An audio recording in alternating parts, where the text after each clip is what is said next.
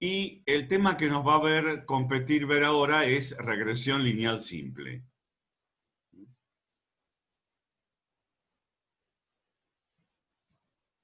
¿Ok? Este es el capítulo que leemos y que ya recurriremos a él.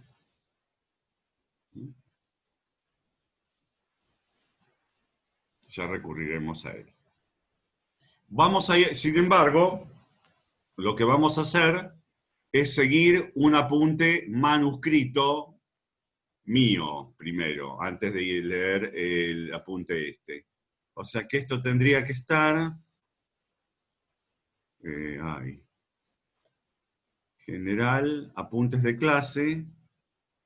Este último, no, el primero que dice 10 de julio de 2020. Vamos a abrir eso.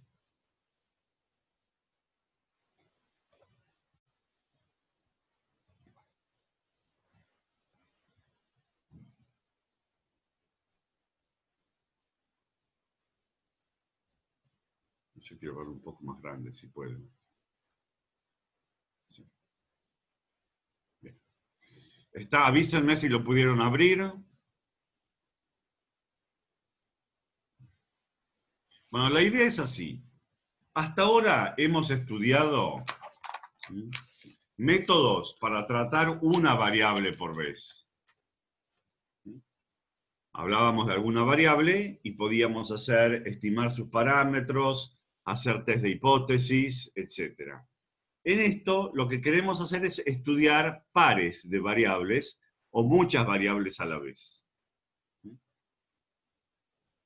¿Por qué? Porque hay variables que están vinculadas. Si yo quiero saber cuál es la velocidad máxima de un automotor, muy probablemente esté vinculada con la cilindrada o el peso que tiene ese automotor.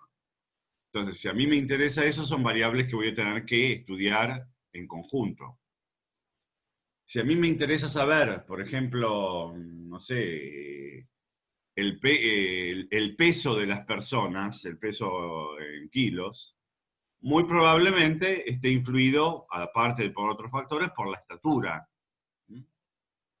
Entonces tendría que estudiarlo en forma conjunta. Los modelos de regresión lineal sirven para eso. En particular, nosotros vamos a hacer regresión lineal simple, de a dos variables, porque este curso es lo que damos acá. Pero existe regresión lineal múltiple, donde se estudia más de una variable independiente, que ahora vamos a ver lo que es. Entonces, en este modelo tiene una serie de supuestos que los vamos a empezar a numerar con el supuesto 0.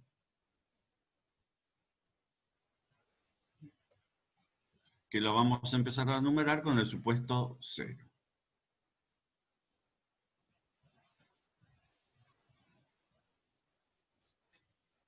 Aquí.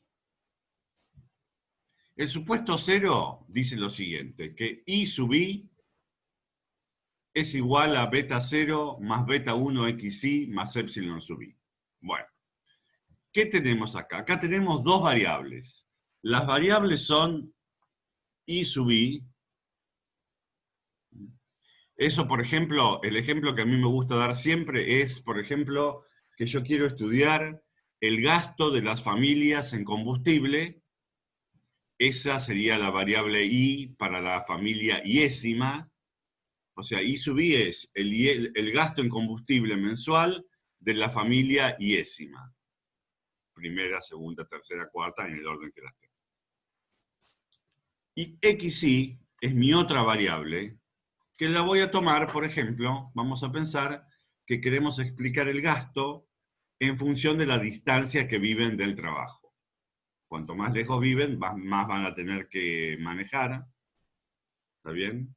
Los que van en auto, pero bueno, estamos suponiendo eso.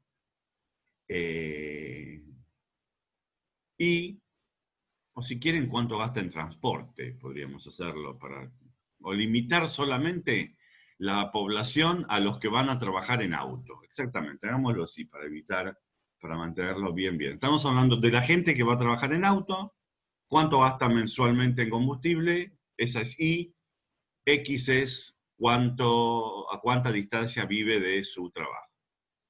Esas son las dos variables, que tienen un rol que no es idéntico.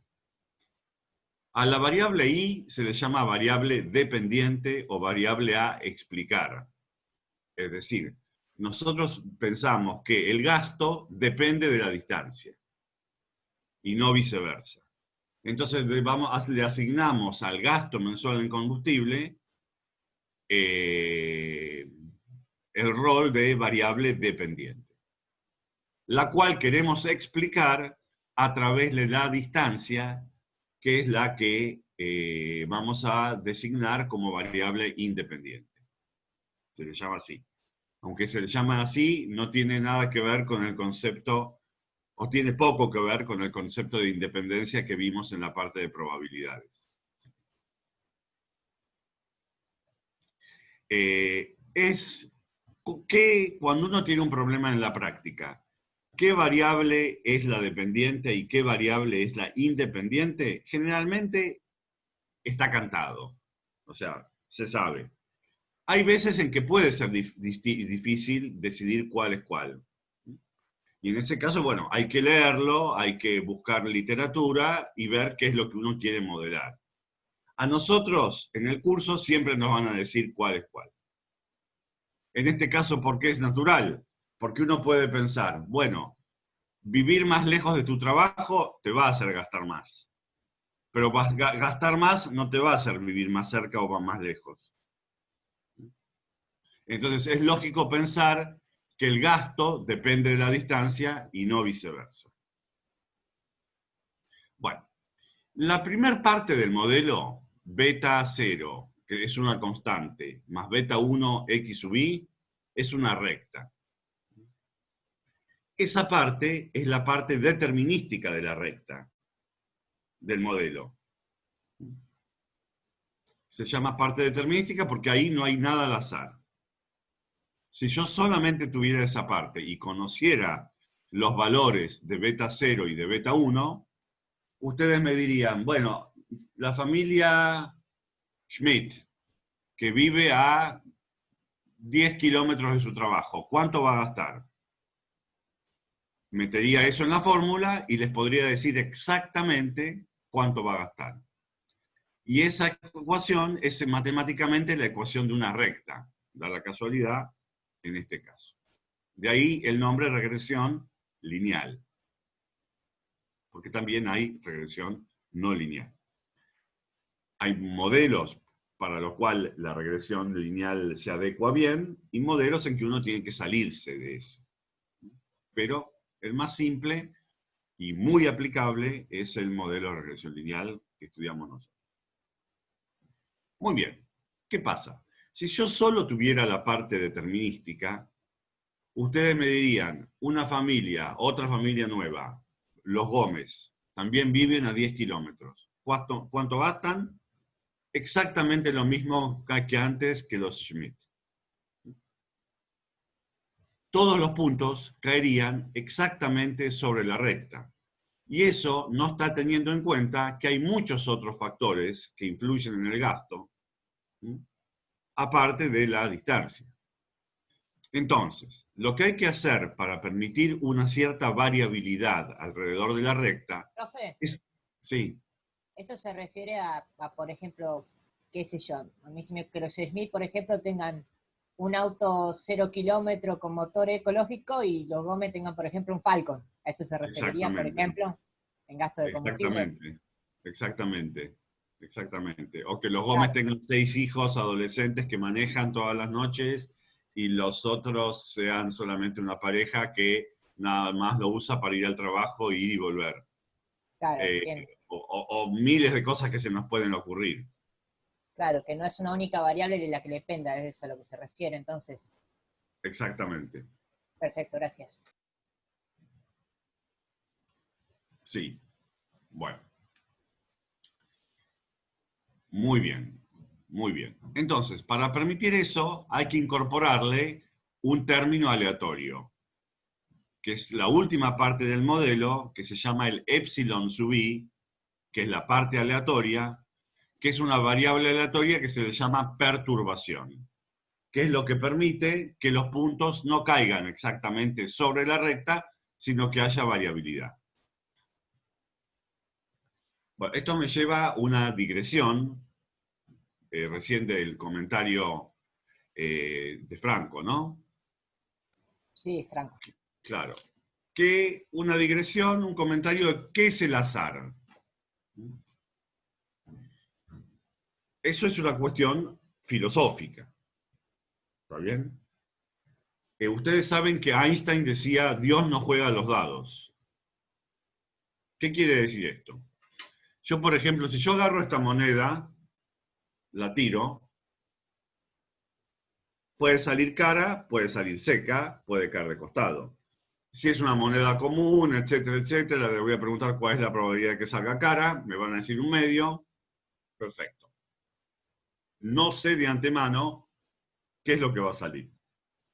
Ahora bien, si yo pudiera medir con qué fuerza la tiro, cuál es la temperatura ambiente, cuál es el viento lateral, etcétera, cuál es el largo de la uña, cuál es la distancia hasta la mesa, infinitas variables, se podría predecir, en teoría, en forma exacta qué es lo que va a salir. ¿Qué es lo que sucede? Que para lograr hacer eso se necesitarían tantas variables que ni la computadora más grande del mundo que exista o que pueda inventarse lo podría hacer. Entonces, digresión, ¿no? Una de las maneras de interpretar el azar es ese, que es lo que me resume todas las variables no medibles que influyen en que un experimento tenga tal o resultado u otro. En el ejemplo este de regreso, me vino bien el comentario porque me sirve para pensar un poco más, ¿no? En el ejemplo este, esa variable resumiría esas cosas. Que tengan un 0 kilómetro, que hay alguien que le guste acelerar más o no, que tengan o no tengan hijos que manejan, etcétera, etcétera. ¿Hasta acá vamos? Bueno. Sí, profe. Bárbaro, buenísimo. Entonces, tenemos esos términos. A los valores beta 0 y beta 1 se les llaman los parámetros. Beta 0 va a representar la ordenada al origen y beta 1 va a representar la pendiente. Tenemos el dibujo abajo. ¿Qué son parámetros? Son constantes en una población, generalmente desconocidas, pero varían de población en población. Por ejemplo, supongamos que tengo este ejemplo de acá y estoy hablando de la población en La Plata. ¿Sí? Tenemos un valor de beta 0. ¿Qué representaría el beta 0? Por empezar. ¿Qué representaría el beta 0? Podría ser un valor como condición inicial cuando, qué sé yo, es igual a 0x. Claro. Representaría cuánto gasta en promedio, vamos a ver por qué en promedio, cuánto gasta, o digamos, cuánto gasta alguien, ¿sí? Que vive a 0 distancia de su trabajo. Por ejemplo, que tiene el local en la planta baja y vive en el primer piso. Es la interpretación de la ordenada del origen. ¿Qué representa el beta 1? Supongamos que X está medida en kilómetros. La tasa de variación sería. Claro, o sea, ¿cuántos pesos más gasta alguien por cada kilómetro más de distancia que vive de su trabajo? ¿No es cierto? Es el incremento en la variable dependiente ante un incremento unitario de la variable independiente, medida en la unidad que esté. En palabras, si mido el gasto en pesos y la distancia en kilómetros, representa cuántos más pesos gasto por un kilómetro más.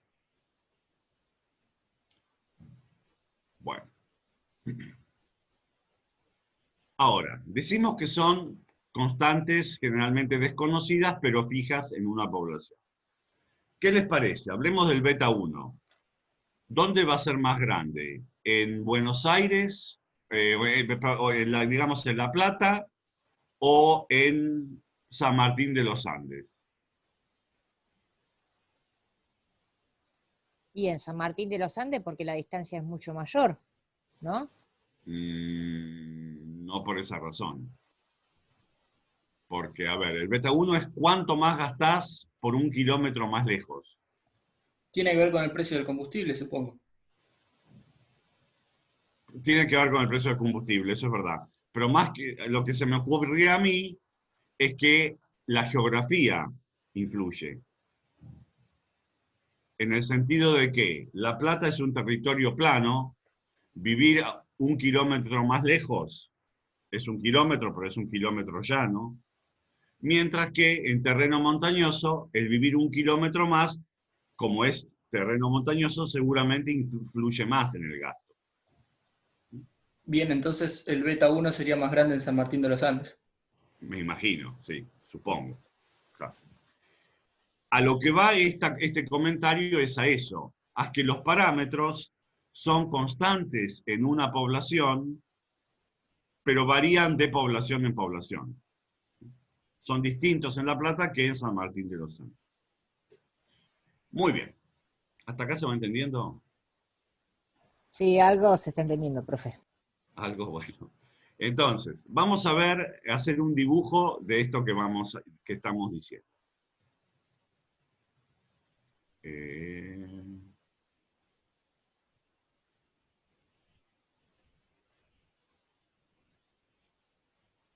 Entonces, me hago un gráfico XY. En el eje Y pongo el gasto, en el eje X la distancia. Y lo que voy a dibujar ahí, con puntos negros, son todas las de La Plata, por ejemplo. A qué distancia viven y cuánto gastan. Muy bien. Y ahí tengo en negro la recta de regresión, que es la que yo quiero estimar. ¿Qué sucede? El beta 0 y el beta 1 son desconocidos, no los conozco. Yo me tengo que ingeniar alguna manera para estimar esos parámetros. Entonces, lo que vamos a hacer es, de esa población que no conocemos, vamos a seleccionar al azar un número, una muestra de pares ordenados, que son los que redondeé en rosa. Me sale la familia Schmidt, la familia Gómez, la familia, no sé, Tartaglia, etcétera, etcétera. Y con esos datos, que ahora sí voy a conocer a qué distancia viven y cuánto gastan, esa muestra, o sea, ese subconjunto de la población, voy a intentar estimar los parámetros. Eso es lo que vamos a intentar hacer. Por supuesto, generalmente voy a cometer un error. Solamente voy a predecir perfectamente por casualidad. Bueno. Entonces, vamos a poner más supuestos del modelo de regresión lineal. Ya vimos el supuesto 0, que era que las variables tienen una relación lineal. ¿Ok? Que podría no ser así. Ustedes saben que si yo quisiera hacer el modelo para la velocidad con la cual cae una piedra cuando la tiro de la terraza, se aplica la ecuación de la ley de la gravedad, que es una ecuación cuadrática. Para ese tipo de fenómenos no estaría bien el supuesto de linealidad. ¿Ok? Entonces, ese es el supuesto 0. Hay maneras de verificar que los supuestos se cumplen, como vamos a ver. Bueno. ¿Qué otro supuesto vamos a agregar? Vamos a agregar el supuesto de que la esperanza de la perturbación, el supuesto 1, la esperanza de epsilon sub i es 0. Es decir, que epsilon sub i es una variable de desvío. Me dice que aleatoriamente puede haber alguna familia que gaste más, otras que gaste menos. Pero lo que va a pasar es que en promedio el gasto es el que cae sobre la recta.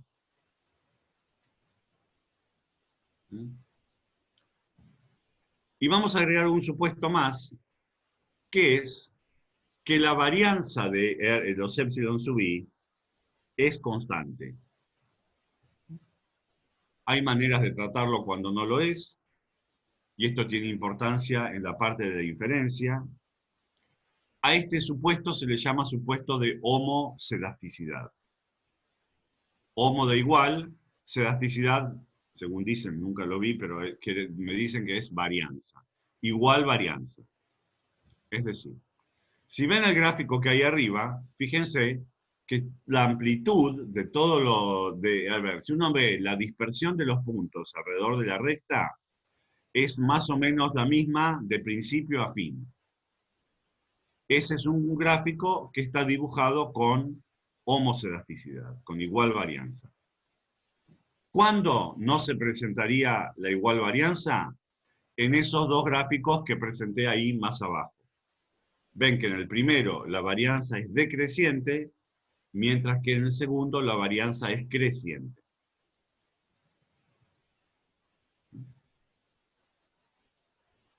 Bueno. Un segundo supuesto que vamos a... Sí. Profe, no entendí lo de la varianza creciente y decreciente en los gráficos. A ver. Espérate.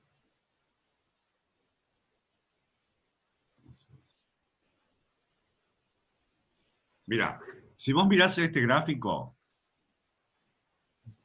vos mirá cómo varía los puntos alrededor de la recta. Y fíjate que cada vez...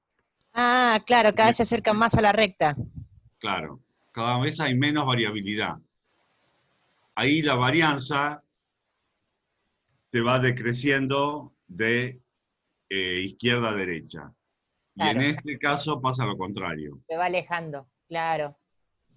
Ahí lo vi bien, perfecto, gracias. Lo más común de ver, y yo sospecho que si uno hiciera este estudio en la práctica, uno encontraría varianza creciente. En el ejemplo este de gasto versus distancia. Pero bueno, claro, habría que verlo, habría que sacar los datos y verlo. Sí. ¿Alguien quería hablar? Bueno. Y vamos a agregar otro supuesto, que es que epsilon 1, epsilon 2, etcétera, que todos los epsilon son independientes. Que las perturbaciones son independientes. A este supuesto también técnicamente se le llama supuesto de no autocorrelación.